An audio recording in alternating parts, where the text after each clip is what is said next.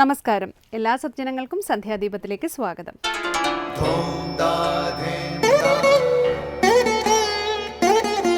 ശുഭം ഭവതു കല്യാണമായുസാരോഗ്യവർദ്ധനം സർവദുഃഖ വിനാശായ സന്ധ്യാദീപം നമോസ്തുതേ. നാമം ജപായനം പുണ്യം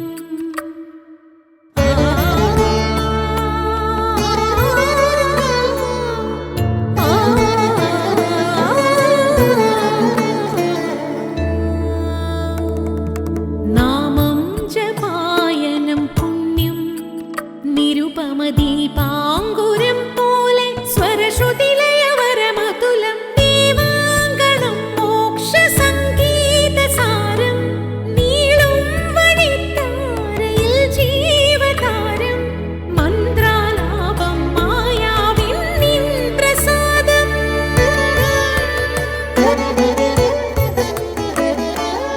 ഇരുൾ നീങ്ങിയുണരുന്ന തെളിനാളദീപം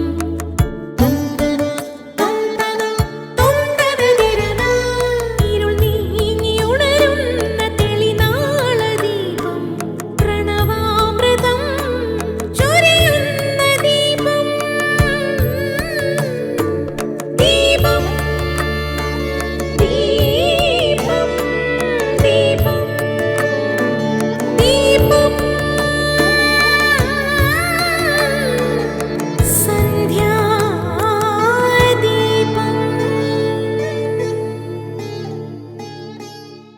ശ്രീരാമദേവതത്വം കേൾക്കണമെന്നു മനതാരിൽ ആകാംക്ഷയുണ്ടായി വന്നതു മഹാഭാഗ്യം.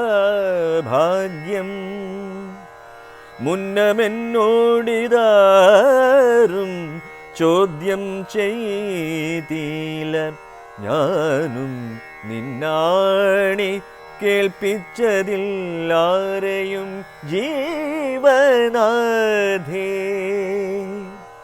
അത്യന്തം രഹസ്യമായുള്ളൊരു പരമാത്മതത്വാർത്ഥം അറികയിൽ ആഗ്രഹമുണ്ടായതും ഭക്ത്യതിശയം പുരുഷോത്തമൻ തങ്കലേറ്റം നിത്യവും ചിത്തകാമ്പിൽ വർദ്ധിക്കതന്നെ മൂലം.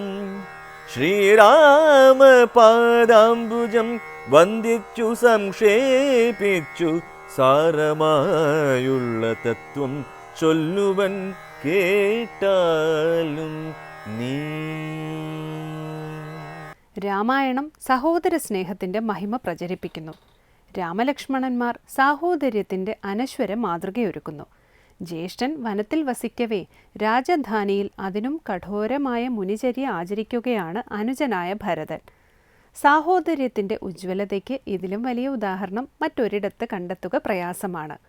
ഒരു തെറ്റിദ്ധാരണയുടെ പേരിൽ പിരിയേണ്ടി വന്നെങ്കിലും ബാലസുഗ്രീവന്മാരുടെ പൂർവ്വകഥയിലെ സഹോദര ബന്ധവും അത്യുത്കൃഷ്ടമായിരുന്നു. ജ്യേഷ്ഠനെ അധർമ്മത്തിൽ നിന്നു രക്ഷിക്കാൻ ഏതറ്റം വരെയും പോകാൻ തയ്യാറായ വിഭീഷണനും മാതൃകാ സഹോദരൻ തന്നെയാണ്. അധർമ്മിയായ ജ്യേഷ്ഠനെ നിവൃത്തികേട് കൊണ്ടാണ് വിഭീഷണന് ത്യജിക്കേണ്ടി വന്നത്. ജടായുവിൻ്റെയും സമ്പാദിയുടെയും ഒക്കെ സാഹോദര്യത്തിൻ്റെ കഥ രാമായണം ഉദ്ഘോഷിക്കുന്നു. കുട്ടികൾക്ക് മാതാപിതാക്കളോടുള്ള സ്നേഹം എങ്ങനെയായിരിക്കണമെന്നറിയണമെങ്കിൽ രാമായണത്തിലെ ശ്രീരാമചന്ദ്രനെ നോക്കിയാൽ മതി. അച്ഛനമ്മമാരുടെ ഹിതവും പ്രിയവും മാത്രമേ ശ്രീരാമൻ നോക്കിയിരുന്നുള്ളൂ. രാമന് പ്രത്യക്ഷ ദൈവമായിരുന്നു അച്ഛൻ ദശരഥൻ. തുടർന്ന് ശ്രീ കാവാലം ശ്രീകുമാർ ശിവാനന്ദ ലഹരി ആലപിക്കുന്നത് കേൾക്കാം.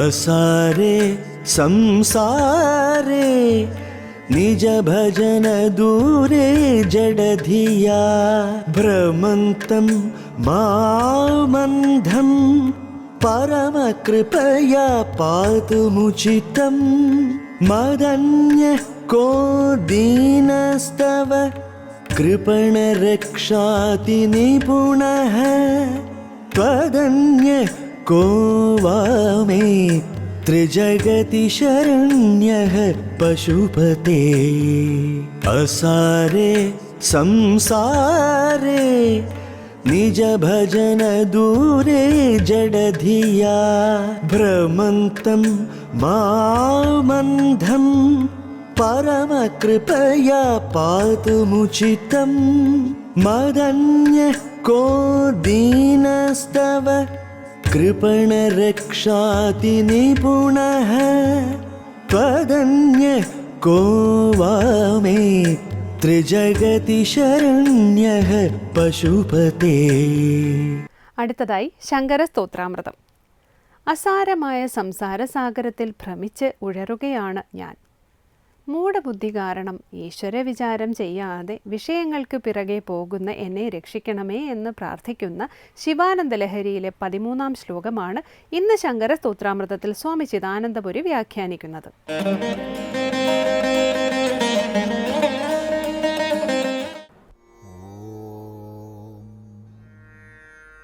ഗുരുർബ്രഹ്മാ ഗുരുർവിഷ്ണു ഗുരുർദേവോ മഹേശ്വരഃ ഗുരു സാക്ഷാത് പരം ബ്രഹ്മ തസ്മൈ ശ്രീ ഗുരവേ നമഃ.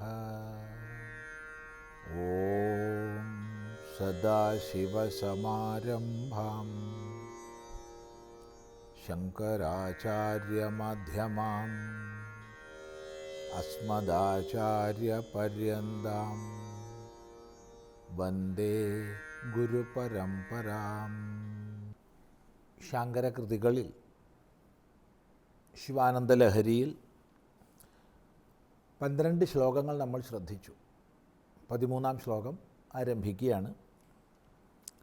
ഇവിടെയൊക്കെ ഭക്തി മഹിമയാണ് ആവർത്തിച്ച് പറയുന്നത് കഴിഞ്ഞ കുറേ ശ്ലോകങ്ങളിൽ. അസാരേ സംസാരേ നിജഭജന ദൂരേ ജഡധിയാ ഭ്രമന്തം മാമന്ധം പരമകൃപയാ പാതുമുചിതം മദന്യകോ ദീനഃ സ്തവ കൃപണരക്ഷാതി നിപുണ ത്വദന്യകോ വാ മേ ത്രിജഗതി ശരണ്യ പശുപതേ. അസാരേ സംസാരേ നിജഭജന ദൂരേ ജഡധിയാ ഭ്രമന്തം മാമന്ധം പരമകൃപയാ പാതുമുചിതം മദന്യകോ ദീനസ്തവ കൃപണരക്ഷാതി നിപുണഃ ത്വദന്യഃ കോ വാ മേ ത്രിജഗതി ശരണ്യ പശുപതേ. ഹേ പശുപതേ, അല്ലയോ പശുപതേ, സകല പശുക്കൾക്കും പതിയായിട്ടുള്ളവനെ. പശു ശബ്ദത്തിന് ദേവാദയ പിശാചാന്ത പശവ പരികീർത്തിത തേഷാം പതിത്വാത് സർവേഷോ ഭവ പശുപതി സ്മൃത എന്ന് പറയാറുണ്ട്. ദേവന്മാർ മുതൽ പിശാചുക്കൾ വരെ സകലവും പശുക്കളാണ്, പാശബദ്ധരാ.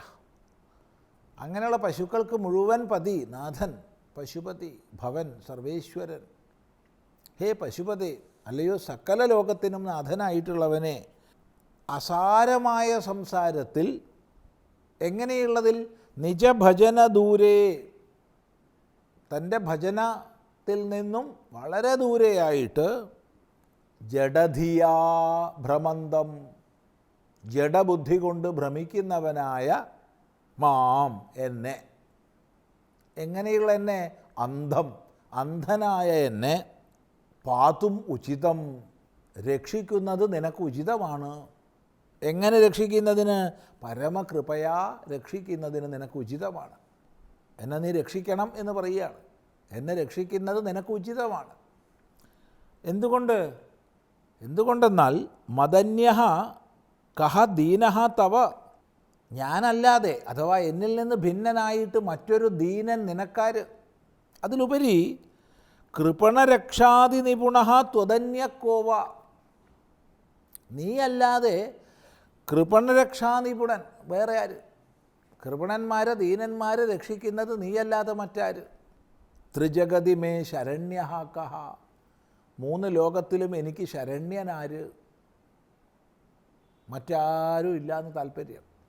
അപ്പോൾ ഇവിടെ പറയുകയാണ്, അസാരമായ സംസാരത്തിൽ ഞാൻ ഭ്രമിച്ചുഴറുകയാണ്. ഭ്രമന്തം, ഭ്രമൻ, ഭ്രമിക്കുന്നവൻ. അതിൻ്റെ ദ്വിതീയമാണ്, ഏകവചനമാണ് ഭ്രമന്തം, ഭ്രമിക്കുന്നവനെ. ഭ്രമിക്കുക, കറങ്ങുക, തത്വനിർണയം ലഭിക്കാതെ ഉഴറുക. എവിടെ? സംസാരത്തിൽ. സംസാരം എന്നാൽ വീണ്ടും വീണ്ടും ജനന മരണങ്ങളുടേതായ പൗനപുണ്യമാണ് സംസാരം. കർമ്മങ്ങൾ, അതിലൂടെ സംസ്കാരങ്ങൾ, അതിൻ്റെ ഫലമായിട്ട് വാസനകൾ, ആ വാസനകൾക്ക് അനുസൃതമായി വീണ്ടും കർമ്മങ്ങൾ. ഇങ്ങനെ കർമ്മസംസ്കാര വാസനകളുടെ ചക്രത്തിൽപ്പെട്ട് വീണ്ടും വീണ്ടും ജനിച്ച് മരിക്കേണ്ടി വരുന്ന കറക്കം തന്നെയാണ് സംസാരം. സുഖദുഃഖ, മാനാപമാന, ശീതോഷ്ണാദി ദ്വന്ദ്വങ്ങളുടെ കറക്കം. എൻ്റെ, നിൻ്റെ എന്നിത്യാദി ദ്വന്ദ്വങ്ങളുടെ അവസ്ഥ, ശത്രുമിത്രാദി ഭേദങ്ങൾ, ഗ്രാഹ്യത്യാജ്യാദി ലക്ഷണങ്ങൾ, ഇതെല്ലാം സംസാരത്തിൻ്റെ സഹചാരികളാണ്. അങ്ങനെയുള്ള സംസാരത്തിൽ, എങ്ങനെയുള്ള സംസാരത്തിൽ? അസാരമായ സംസാരത്തിൽ. സംസാരം കുടിലഗതിയോട് കൂടിയതാണ്. എങ്കിൽ തന്നെയും ശബ്ദം സംസാരമെന്നാണ്, സമ്യക്കായ നല്ല കാതലുള്ളതെന്ന്. പക്ഷെ പരിശോധിച്ചപ്പോൾ മനസ്സിലായി അസാരമാണ്. ഒരു സാരവും ഇല്ല, അതിനുള്ളൊരു അർത്ഥവും ഇല്ല, ഒരു സാരവും ഇല്ല, നിരർത്ഥകമാണ്. അപ്പോൾ അസാരമായ സംസാരത്തിൽ ഞാനങ്ങനെ ഉഴറുകയാണ്.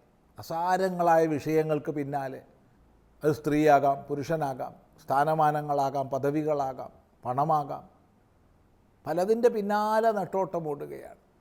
ഓരോന്നും ഭോഗപൂർവം ശ്രേഷ്ഠമാണെന്ന് തോന്നും, ഭോഗകാലത്തിൽ സ്വയം മറക്കും, ഭോഗ അനന്തരം മനസ്സിലാവും ഇത്രയേ ഉള്ളൂ എന്ന്. അതാണ് സംസാരത്തിൻ്റെ സ്വഭാവം. അങ്ങനെയുള്ള സംസാരത്തിൽ വീണ്ടും വീണ്ടും ചെന്നപ്പെട്ട് ഞാൻ ഉഴറുകയാണ്. ഭ്രമന്തം മാം, എങ്ങനെ ഭ്രമിക്കുന്നവനായ എന്നെ? നിജഭജന ദൂരേ, നിജഭജന ദൂരേ, നിജ സ്വന്തം, സ്വന്തം ഭജനത്തിൽ നിന്ന് ദൂരെ.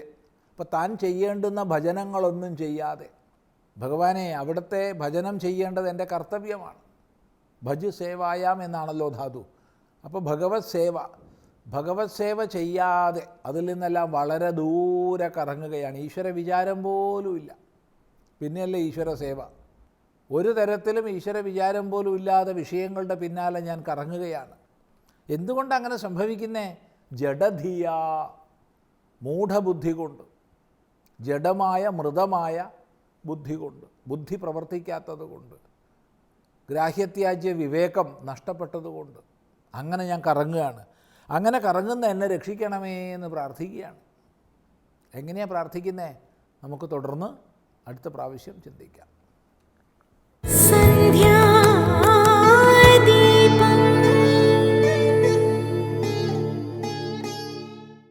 ഇനി സനാതനധർമ്മം. ഭക്തരുടെ സർവ്വ പാപങ്ങളും ക്ലേശങ്ങളും തീർക്കുന്ന ഭഗവാന്റെ ഗുണങ്ങൾ അടങ്ങിയതാണ് ഭാഗവതം. ഇന്ദ്രിയങ്ങൾക്ക് ഗോചരമല്ലാത്ത ഭഗവാനെ ശ്രവണം, മനനം, കീർത്തനം എന്നിവ കൊണ്ട് ഭജിക്കുന്നവരെ സംസാരസാഗരത്തിൽ നിന്ന് മറുകര എത്തിക്കുന്ന തോണിയാണ് ഭാഗവതം.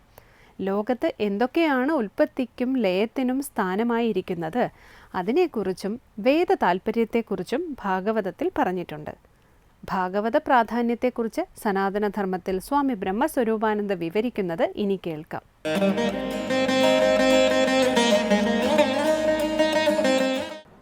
ഓം നമോ ഭഗവതേ വാസുദേവായ. എല്ലാവർക്കും എൻ്റെ പ്രണാമം. ഏതദ്വക്കഥിതം വിപ്രാവിഷ്ണോ ചരിതമത്ഭുതം ഭവദ്ഭിർ യദഹം പൃഷ്ടോ നരാണാം പുരുഷോചിതം. അല്ലയോ വിപ്രന്മാരെ, ശ്രേഷ്ഠപുരുഷന്മാരെ, ജ്ഞാനികളെ, സജ്ജനങ്ങളെ, ലോകത്തിന് ഹിതമായ കാര്യങ്ങൾ ചെയ്യുന്നവരെ, അങ്ങനെയുള്ള മഹാത്മാക്കളെ, ഭവദ്ഭിഹി, നിങ്ങളാൽ, ഭവാന്മാരാൽ, അഹം യത് പൃഷ്ട, യാതൊന്നിനെക്കുറിച്ചാണോ ചോദിച്ച് ഇത്രയും നേരം, ഏത് ഭാഗവത കഥയിലെ ഏതൊന്നിനെക്കുറിച്ചാണോ ചോദിച്ചിരുന്നത്, നരാണാം മനുഷ്യർക്ക് പുരുഷോചിതം, പുരുഷത്വം സിദ്ധിച്ചാൽ ഉചിതമായിരിക്കുന്നതും അത്ഭുതം ആശ്ചര്യകരവുമായിരിക്കുന്ന വിഷ്ണോഹോ ഏതച്ചരിതം, വിഷ്ണുവിൻ്റെ ഈ ചരിതം വഹകഥിതം നിങ്ങളോട് ഞാൻ പറയപ്പെട്ടു. അല്ലയോ ശ്രേഷ്ഠപുരുഷന്മാരെ, നിങ്ങൾ എന്നോട് യാതൊന്നിനെക്കുറിച്ച് ചോദിച്ചിരിക്കുന്നോ ആ ചോദ്യത്തിനെല്ലാം ആശ്ചര്യജനകമായിരിക്കുന്ന വിഷ്ണുവിൻ്റെ മഹത് കഥയെക്കുറിച്ച് ഇത്രയും നേരം ഞാൻ പറഞ്ഞു. അത്ര സങ്കീർത്തിത സാക്ഷാത് സർവപാപഹരോ ഹരിഹി നാരായണോ ഋഷികേശ ഭഗവാൻ സാത്വതാംപതി. ഇതിലെ സർവപാപഹര, സർവപാപങ്ങളെയും ഹരിക്കുന്നവനും ഋഷികേശ. ഋഷികേശൻ എന്ന് പറഞ്ഞാൽ ഇന്ദ്രിയങ്ങളെയൊക്കെ നിയന്ത്രിക്കുന്നവനാണ് ഋഷികേശൻ. അങ്ങനെ ഇന്ദ്രിയങ്ങളുടെ നേതാവുമായിരിക്കുന്ന ഋഷികേശനും ഭഗവാൻ ഷഡ്ഗുണപരിപൂർണനുമായിരിക്കുന്ന ഭഗവാനും നാരായണ സർവകാരണഭൂതനുമായ സാത്വതാംപതി സാക്ഷാത് ഹരി ഭക്തരക്ഷനായിരിക്കുന്ന സാക്ഷാൽ ഹരിഭഗവാൻ സങ്കീർത്തിത ഇവിടെ കീർത്തിക്കപ്പെട്ടിരിക്കുന്നു. ഭക്തന്മാരുടെ സർവപാപങ്ങളെയും തീർത്ത് സംരക്ഷിക്കുന്ന സാക്ഷാൽ ഭഗവാന്റെ ഭക്തവാത്സല്യാദി ഗുണങ്ങൾ എല്ലാം കൂടെ അടങ്ങിയതാണ് ഈ ഭാഗവതം. അതാണിവിടെ സുഗമമായിട്ട് ഭക്തിപൂർവം കീർത്തിച്ചിരിക്കുന്നത്. ഇന്ദ്രിയ വൃത്തികൾക്ക് ഗോചരനല്ലാതിരിക്കുന്ന ഭഗവാൻ, ഇന്ദ്രിയ വൃത്തികൾക്ക് അനുഭവമല്ലാതിരിക്കുന്ന ഭഗവാനെ, ആ ഭഗവാന്റെ പാതാരവിന്ദത്തെ ശ്രവണാദി കീർത്തനാദികളെ കൊണ്ടും ഭജിക്കുന്നവൻ്റെ ആരാണോ ശ്രവണം മനനം കീർത്തനം തുടങ്ങിയവ കൊണ്ട് ഭജിക്കുന്നത് അവരെ ഈ സംസാര സാഗരത്തിൽ നിന്ന് മറുകരയെത്തിക്കാനുള്ള തോണിയായി ഈ നൗക, ഈ ഭാഗവതം മാറിയിരിക്കുകയാണ്. അതാണ് പറഞ്ഞിരിക്കുന്നത്. അത്ര ബ്രഹ്മം പരം ഗുഹ്യം ജഗതപ്രഭവാഭ്യയം ജ്ഞാനം ജതതുപാഖ്യാനം പ്രോക്തം വിജ്ഞാന സംയുധം. ലോകത്തിൻ്റെ ഉൽപ്പത്തി ലയം നാശം, ലോകത്തിൻ്റെ ഉൽപ്പത്തിക്കും ലയത്തിനും സ്ഥാനമായിരിക്കുന്നതും ഗുഹ്യം വേദതാൽപര്യ വിഷയവുമായിരിക്കുന്ന പരബ്രഹ്മം, പരബ്രഹ്മവും വിജ്ഞാന സംയുതവുമായിരിക്കുന്ന ജ്ഞാനവുമായിരിക്കുന്ന തദുപാഖ്യാനം അതിനെ പ്രകാശിപ്പിക്കുന്ന സാധനവുമായിരിക്കുന്ന ഇതിൽ ഈ ഭാഗവതത്തിൽ പ്രോക്തം പ്രകർഷേണ പറയപ്പെട്ടിരിക്കുന്നു. ഈ ലോകത്തിലെ എന്തൊക്കെയാണോ ഉൽപ്പത്തി ലയത്തിന് സ്ഥാനമായിരിക്കുന്നത് അതിനെക്കുറിച്ച് വളരെയധികം വിസ്തരിച്ച് പറഞ്ഞിട്ടുണ്ട് ഭാഗവതത്തിൽ. പിന്നെയോ വേദ താൽപര്യ വിഷയത്തെ വിസ്തരിച്ച് പറഞ്ഞിട്ടുണ്ട്, പരബ്രഹ്മത്തെക്കുറിച്ച് പറഞ്ഞിട്ടുണ്ട്, അവരോഷജ്ഞാന പര്യന്തമുള്ള കാര്യത്തെക്കുറിച്ച് പറഞ്ഞിട്ടുണ്ട്, ജ്ഞാനത്തെക്കുറിച്ച് പറഞ്ഞിട്ടുണ്ട്. ഇതെല്ലാം ഈ ഭാഗവതത്തിൽ പറഞ്ഞിട്ടുണ്ട്. ഭക്തിയോഗ സമാഖ്യാതോ വൈരാഗ്യഞ്ച തദാശ്രയം പരീക്ഷിത ഉപാഖ്യാനം നാരദാഖ്യാനമേവച്ച. ഭക്തിയോഗം, ഭക്തിയോഗം അതിലേറ്റവും പ്രധാനമാണ്. ഈശ്വരാരാധനം, ഈശ്വരാർപ്പണം, ഈശ്വരവന്ദനം എല്ലാം അതിൽപ്പെടും. ശ്രവണം, കീർത്തനം, വിഷ്ണു സ്മരണം, പാദസേവനം തുടങ്ങിയിരിക്കുന്നവയെല്ലാമാണ് അതിൽ അടങ്ങിയിരിക്കുന്നത്. അങ്ങനെയുള്ള ഭക്തിയോഗവും തദാശ്രയം അതിനെ ആശ്രയിച്ചിരിക്കുന്ന വൈരാഗ്യം ച വിഷയവൈരാഗ്യവും, വിഷയങ്ങളിലുള്ള രാഗമില്ലാതിരിക്കുന്ന അവസ്ഥയും. അങ്ങനെ വിഷയവൈരാഗ്യവും പാരീക്ഷിത ഉപാഖ്യാനം പരീക്ഷത്തിൻ്റെ ചരിത്രവും നാരദാഖ്യാനമേവച നാരദാഖ്യാനവും സമാഖ്യാത വേണ്ടതുപോലെ ഇതിൽ പറയപ്പെട്ടിരിക്കുന്നു. ഇതിൽ എന്തൊക്കെയാണ് പറഞ്ഞിരിക്കുന്നത്? ഭക്തിയോഗത്തെക്കുറിച്ച് പറഞ്ഞിട്ടുണ്ട്. എന്താണ് ഭക്തി, അതെങ്ങനെ അനുഷ്ഠിക്കണം, അത് ഏതൊക്കെ ഇന്ന് കാണുന്ന നമ്മുടെ ഈ രീതിയിലുള്ള ഭക്തിയോഗമാണോ പ്രധാനം, അതോ യഥാർത്ഥ ഭക്തി എന്താണെന്നൊക്കെ മുൻ ക്ലാസ്സുകളിലെല്ലാം ഓരോ കഥകളിലൂടെ വളരെ വ്യക്തമായിട്ട് സജ്ജനങ്ങൾക്ക് പറഞ്ഞു തന്നിട്ടുണ്ട് ഭാഗവതത്തിലെ കഥകളിലൂടെ. പിന്നെയോ അതിനെ ആശ്രയിച്ചാണ് വിഷയവൈരാഗ്യം ഇരിക്കുന്നത്. ഭക്തിയെ ആശ്രയിച്ചാണ് വിഷയവൈരാഗ്യം ഇരിക്കുന്നത്. വിഷയവൈരാഗ്യം വിരക്തി വന്നെങ്കിലേ ഭക്തി ഉണ്ടാകുകയുള്ളൂ. വിഷയങ്ങളോട് വിരക്തി വരണം. വിരക്തി വന്നാൽ ശുദ്ധി ഉണ്ടാകും. ശുദ്ധി ഉണ്ടായാൽ ഭക്തി ഉണ്ടാവും. ഭക്തി ഉണ്ടായാൽ ജ്ഞാനം ഉണ്ടാവും. അപ്പം ജ്ഞാനം ഉണ്ടാകണമെന്നുണ്ടെങ്കിൽ ഭക്തി വേണം. ഭക്തി ഉണ്ടാകണമെന്നുണ്ടെങ്കിൽ വിരക്തി വേണം. വിരക്തി ഉണ്ടാകുന്നുണ്ടെങ്കിൽ മനഃശുദ്ധി വേണം. അങ്ങനെ ഇവിടെ പറഞ്ഞിരിക്കുകയാണ് വിഷയവൈരാഗ്യം. ഭാഗവത്തിൽ പ്രതിപാദിച്ചിരിക്കുന്ന ഈ കാര്യങ്ങളെല്ലാം ഭക്തിയോഗവും അതിനെ ആശ്രയിച്ചിരിക്കുന്ന വിഷയവൈരാഗ്യവും പാരീക്ഷിത ഉപാഖ്യാനം, പരീക്ഷത്തിന് പറ്റിയിരിക്കുന്ന അബദ്ധം ഒരാൾക്കും പറ്റാണ്ടിരിക്കുക. എന്തുകൊണ്ട്? ഈശ്വരാനുഗ്രഹം ഉണ്ടായിട്ടും ആ അനുഗ്രഹത്തെ കൈവെടിഞ്ഞുകൊണ്ട് ഒരു നിമിഷം താൻ ചെയ്ത പ്രവൃത്തിയുടെ ഫലമായി കിട്ടിയ ശാപം, അത് പരീക്ഷത്തിലൂടെ തന്നെ ആ ഉപാഖ്യാനത്തിലൂടെ തന്നെ നമ്മുടെ മുമ്പിൽ വെളിപ്പെടുത്തി ഭാഗവതം. അരനിമിഷം പോലും തെറ്റുകൾ ചെയ്യാനുള്ള വാസന നമ്മളിൽ ഉണ്ടാകരുത്. അത് വളരെ ജാഗ്രതയോടുകൂടി മുന്നോട്ട് പോകണം ഭഗവത് അനുഗ്രഹത്തിന് വേണ്ടിയിട്ടെന്ന് പറഞ്ഞിരിക്കുന്നു. പിന്നെയോ നാരദാഖ്യാനം, ഭക്തിയുടെ ഏറ്റവും ഉത്തുംഗ ശ്രേണിയിൽ നിൽക്കുന്ന നാരദൻ എങ്ങനെയാണ് ഇത് ജീവിതചര്യയിൽ മുഴുവൻ ഭഗവാനെ ആശ്രയിച്ച് കഴിയാൻ പറ്റുക, അതെല്ലാം ഇവിടെ വെളിപ്പെടുത്തിയിട്ടുണ്ട്. നാരദാഖ്യാനവും വേണ്ടതുപോലെ ഇതെല്ലാം പറയപ്പെട്ടിരിക്കുന്നു. ഭക്തന്മാരതെല്ലാം സ്വീകരിച്ച് ഭഗവത് ഭക്തി വർദ്ധിപ്പിക്കാനും ഉത്തമ ജീവിതം നയിക്കുവാനും സാധിക്കണമെന്ന് ഭാഗവതം വെളിപ്പെടുത്തുന്നു. നമസ്കാരം.